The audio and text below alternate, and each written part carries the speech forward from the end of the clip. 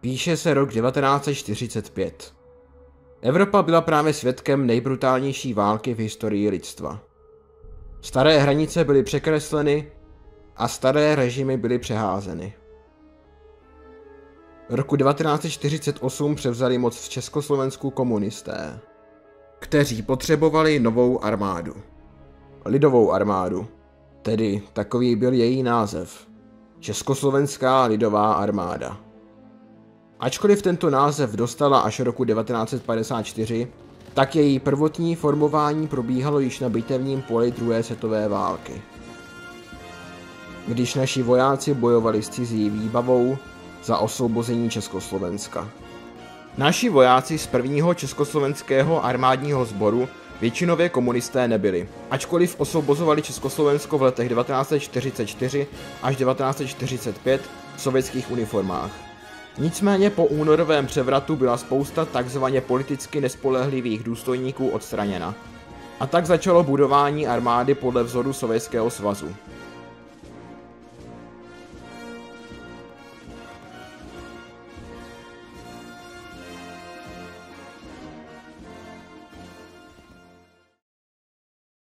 Pokud jste toto video slédli až sem, pak je velmi pravděpodobné, že máte rádi Grand strategie. Na Discord serveru Paradox.cz.sk se můžete spojit s komunitou hráčů, kteří skoro každý den organizují utkání a také překládají hry do češtiny. Já sám na server občas zavítám a odkaz najdete v popisku videa. 25. května 1945 byla schválena prozatímní organizace Československé branné moci. A postupně díky více vojákům vracejícím se domů z ostatních spojeneckých zemí vzniklo 16 pěších divizí, 1 divize tanková a 1 dělostřelecká. Z plánovaných 8 leteckých divizí vzniklo kvůli nedostatku zdrojů pouze 5. Největší počet tvořili příslušníci 1. československého armádního sboru, takzvané Svobodovy armády, která se účastnila bojů na východní frontě pod vlajkou Sovětského svazu.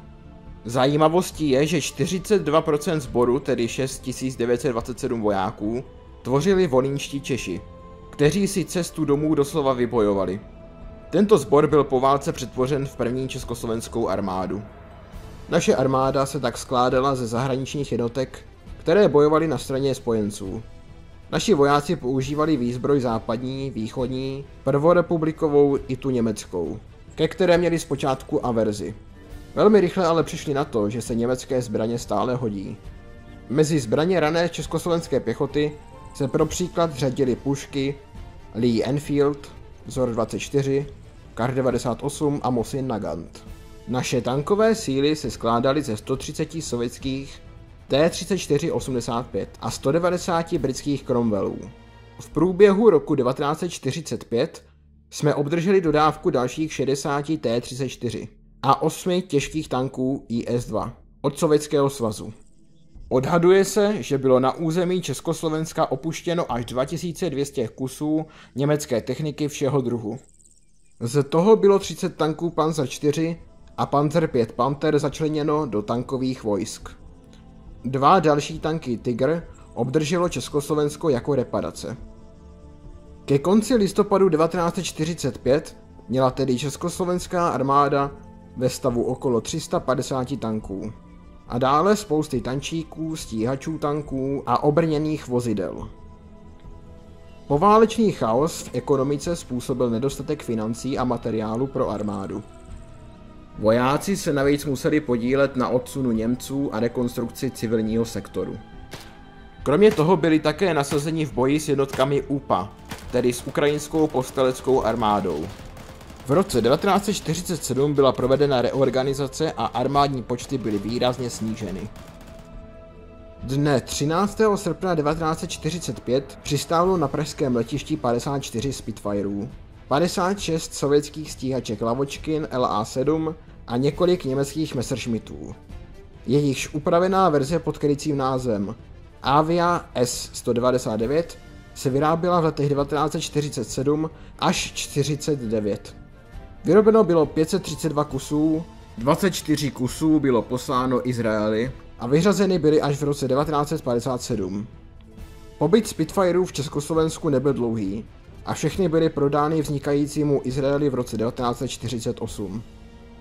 Já, občan Lidově demokratické republiky Československé, slavnostně přísahám, že budu čestným, statečným, ukázněným a bdělým vojákem, že budu přísně zachovávat vojenské a státní tajemství a bez odmluvy plnit všechny vojenské řády a rozkazy velitelů a představených.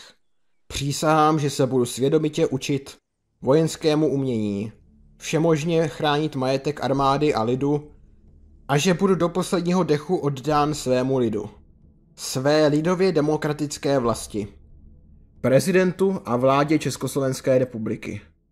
Jsem připraven na rozkaz prezidenta a vlády Republiky Československé kdykoliv bránit svou vlast, lidově demokratickou Československou republiku, a jako voják přísahám, že ji budu bránit mužně a údatně, důstojně a čestně a že nebudu váhat nasadit i svůj život k dosažení úplného vítězství nad nepřítelem.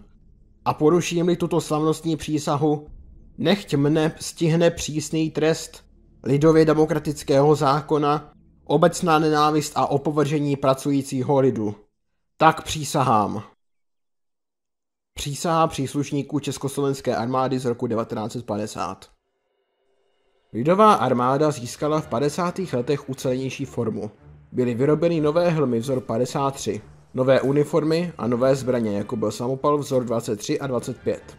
Lidově nazýván Pumpička, kterých mělo Československo roku 1951 až 136 000 kusů. Nějak takto si můžete představit československého vojáka z 50. let. Samozřejmě druhoválečná výzbroj byla stále hojně využívána. Na začátku 50. let se armáda rozrůstala díky eskalaci mezinárodních vztahů ve válce v Koreji. K roku 1953 čítala až 300 000 mužů. Tvořilo jí 17 divizí pěchoty, 10 divizí letectva a 2 divize protivzdušné obrany. V druhé polovině 50. let byla armáda zmenšena na 180 000 aktivního personálu. Naše tankové vojsko taktéž zažilo velký rozvoj. Původně se uvažovalo o vlastním československém modelu tanků s názvem T-50. Tato možnost byla ale zavrhnuta. A tak se v roce 1952 rozběhla v Československu licenční výroba tanku T-3485. Až do roku 1958, kdy došlo k jejímu ukončení, bylo v Československu vyrobeno 2736 kusů. Jen 1437 si jich nechala naše armáda. Zbylých 1299 kusů bylo exportováno do Egypta, Sýrie, Rumunska, Bulharska, Maďarska a Iráku, což z Československa činilo třetího největšího světového vývozce zbraní hned po Spojených státech a Sovětském svazu. V našich mobilizačních zásobách vydržely T-34 až do 80. let. Od roku 1951 používalo naše letectvo stíhačky MiG-15. Jednalo se o první sovětská proudová moderní letadla, která se kromě v SSSR vyráběly i v továrnách Aerovodochody, kterých se u nás podařilo licenčně vyrobit neuvěřitelných 3453 kusů. V květnu 1955 se Československo stalo jedním ze zakládajících členů Varšavské smlouvy a naše armáda tak pracovala v úzké spolupráci se Sovětským svazem, od kterého okopírovala všechny taktiky. Na konci 50. let se dostala do výroby nová zbraň, která se stane ikonickou a bude prodávána do celého světa. Tím byl vzor 58. Na svou dobu opravdu luxusní zbraň se skvělou spolehlivostí a rychlejší střelbou než AK-47.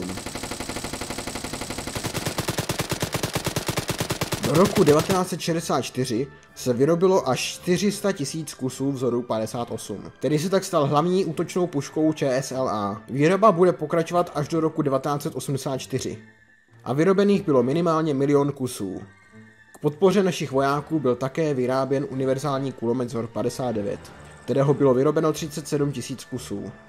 Trochu jinou výzbroj měli naši tankisté, řidiči a příslušníci veřejné bezpečnosti, kteří byli vybaveni prostorově úspornějším samopalem vzor 61, také známý jako Škorpion, který byl vyráběn od roku 1963 až do roku 1979. Vyrobeno bylo 210 000 kusů. Vyprodukované byly také ikonické jehličnaté uniformy, Jejichž vzhled byl postupně skrze desetiletí upravován, takže takto si můžete představit pěšáka ČSLA od 60. let a dále. Pěchotě pak poskytovalo ochranu 4300 obrněných transportérů OT-62 Topaz a OT-64 Scott a rezervní OT-810. Naše dělostřelecké formace měly k dispozici až 4000 kusů dělostřelectva. Většinou sovětské anebo licenční výroby. Probíhala také tzv. Raketizace armády.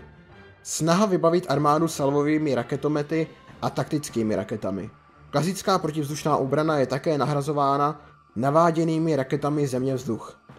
Po modernizačních snahách první poloviny 60. let naše armáda čítala i 490 kusů 130 mm raketometů vzor 51. Naše letectvo disponovalo 1577 letadly všeho druhu, z nich 1061 byly stíhací letouny MiG-15, 17 a 19 a v malých počtech i MiG-21.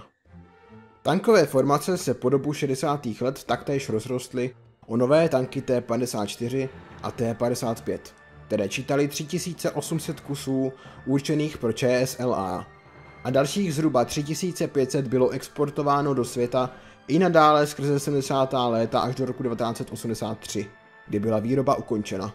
ČSLA v 60. letech čítala více než 220 000 aktivního personálu, což byl největší počet od roku 1953. Z tohoto personálu asi polovinu tvořili branci a 70% patřilo k silám pozemním.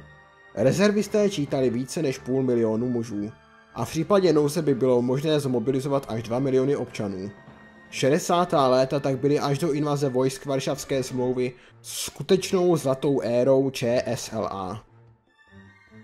Dopad invaze vojsk Varšavské smlouvy se samozřejmě podepsal i na naší armádě. Z naší armády byli odstraněni velitelé, kteří nesouhlasili s invazí vojsk Varšavské smlouvy, a to snížilo zkušenosti naší armády. Na armádě už se také začaly projevovat nedostatky socialistické ekonomiky, což je vidět i na poměrně skromné výrobě tanků T-72, který dosáhl 600 kusů a dalších 200 bylo dovezeno ze Sovětského svazu.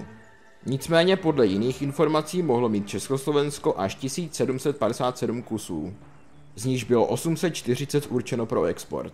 Obrněné transportéry taktéž nevyrostly v tak razantním počtu. Na konci své kariéry měla ČSLA 1549 BVP-1 a 280 BVP-2. Cena jednoho moderního bojového vozidla pěchoty byla dokonce o něco vyšší než výroba tanku T-55 během minulé dekády. Nemluvě o 10násobné ceně tanku T-72, skomírající socialistická ekonomika neměla z dlouhodobého hlediska šanci uzásobovat další růst ČSLA. I tak se ale jednalo o statečný počin československého průmyslu. Také letectvo už nevyrostlo tak moc jako dříve a disponovalo 400 letadly.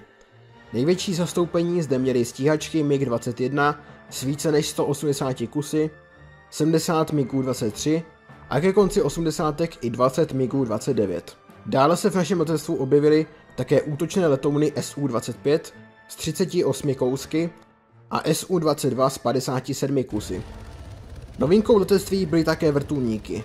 Těch jsme měli 62 útočných Mi-24 a 66 transportních Mi-17. ČSLA tak na konci své kariéry čítala 201 000 aktivního personálu a dalších 750 000 rezervistů vhodných ke službě, s dalšími 2 miliony potenciálně mobilizace schopných. Po sametové revoluci ztratila naše armáda svého hlavního nepřítele. A na armádu přestal být kladen důraz. Například při vzniku samotné České republiky jsme měli mít 543 kusů tanků T-72, z nichž mělo být v roce 1994 modernizováno 353 na novou verzi T-72 M4CZ. Po vstupu Česka do NATO v roce 1999 klesl zájem o modernizaci našich téček ještě více a místo 353 se mluvilo o 140. A nakonec došlo k modernizaci jen 30 kusů. Z nich všechny slouží u 73. tankového praporu v Přáslavicích. Teprve nyní, po 30 letech, se dostávají k AČR nové typy tanků i stíhaček. Nicméně, jestli český lev znovu povstane ze svého brlohu, Na to odpovědět může pouze čas.